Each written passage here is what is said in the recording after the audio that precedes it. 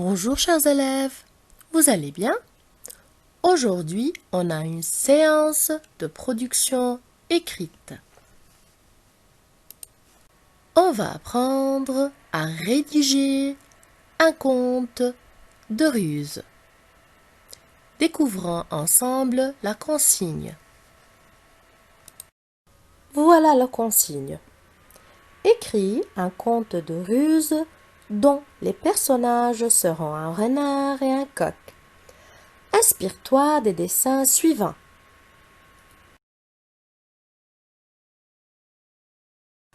Observons ces dessins ensemble. C'est où? C'est dans une forêt près d'une rivière. Ah, il y a le coq qui est sur la branche et il y a le soleil qui brille dans le ciel. Quel animal vient? Le renard vient parler avec le coq. Le coq lui répond et il invente une ruse. Puis, le renard part très loin. On le voit sur une colline, loin du coq. Analysons la consigne ensemble. Écris un conte de ruse. C'est quoi un conte de ruse? Un conte de ruse, c'est un texte narratif, c'est-à-dire une histoire. Et dans le texte narratif, il faut respecter différents points. D'abord, il faut suivre le schéma narratif. Ensuite, il faut utiliser les connecteurs logiques qui organisent notre histoire. Après, il faut inclure une ruse, un mensonge. Et il faut faire parler les personnages.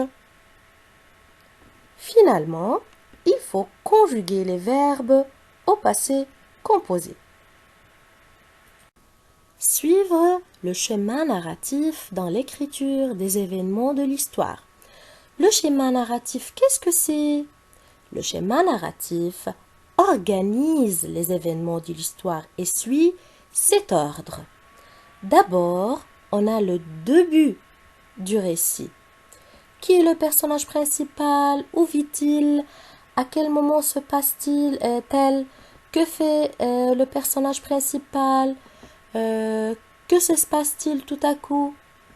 Ensuite, on a le milieu de l'histoire. Quel problème vit le personnage? Qu'est-ce qui arrive ensuite au personnage? Finalement, on a la fin.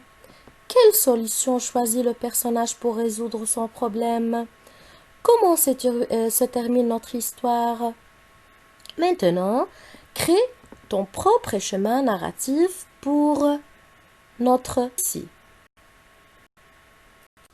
Utilisez les connecteurs logiques pour débuter chaque paragraphe. Les connecteurs logiques nous aident à organiser notre récit dans le temps et dans le lieu. Donc, on a deux types de connecteurs logiques. Voilà quelques exemples. Le matin, alors, maintenant, en ce moment-là, soudain, puis, ensuite, plus tard, enfin, ici, sur, sous, dans.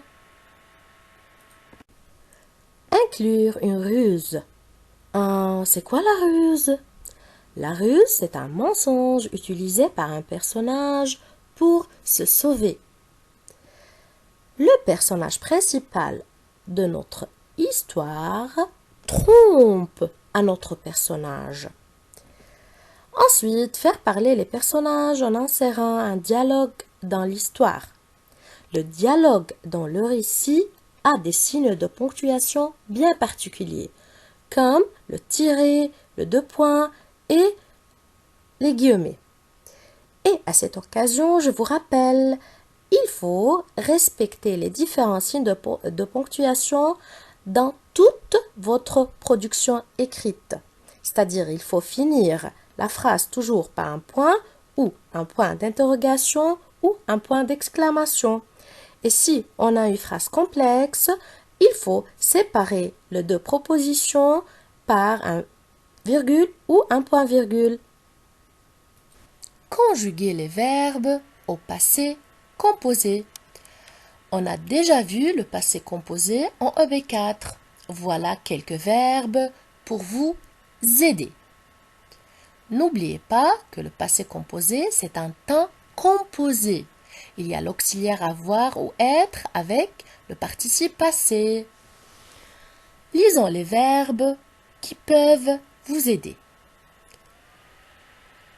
A aperçu, a proposé, a rencontré, a grimpé, a dit, s'est moqué, a répondu, s'est sauvé, a trompé,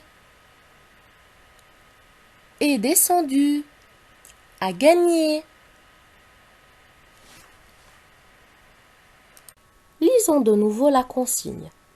Écris un conte de ruse dont les personnages seront un renard et un coq. Et là, il faut répondre à quelques questions pour mieux construire vos phrases. Et voilà les questions. Où se passe la rencontre de deux animaux? Où?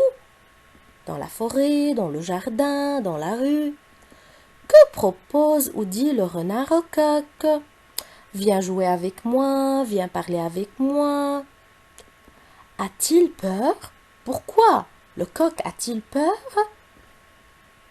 Que répond le coq? Quelle ruse imagine-t-il pour se sauver? Maintenant les enfants, au travail. Lisez de nouveau la consigne, regardez les dessins, essayez de respecter tout ce qu'on vient de dire et rédigez vos textes. Merci bien les enfants. Au revoir.